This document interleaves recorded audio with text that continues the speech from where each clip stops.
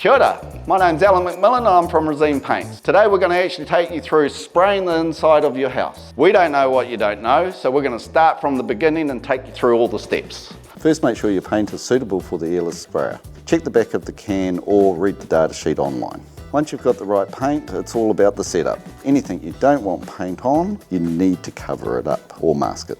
Next, sand all your surfaces and dust them off. Then fill any gaps you need to and wait for them to dry. When you're spray painting a room, you need masking tape and masking paper on your ceiling and around your skirtings. And if your walls haven't been painted already like mine, you'll need to use a sealer first. For my top coat, I'm using Resene SpaceCote Low Sheen Waterborne enamel, and the colour is Resene Takaka. Prior to actually putting it into your sprayer though, what we're going to do is run it through a sieve, and this takes any particles out that we don't want going and blocking our filters and our spray tips. There is a range of sprayers you can hire or buy. Today I'm using the Graco Ultra 490.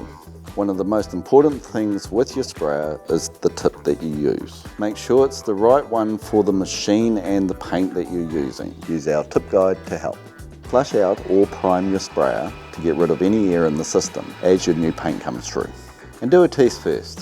What you don't want is the tailing effect that looks like railway lines. What you want is a smooth pattern. Nice. Finally, put your sprayer outside the room you're working in so it doesn't get paint all over it. Then you're ready to go.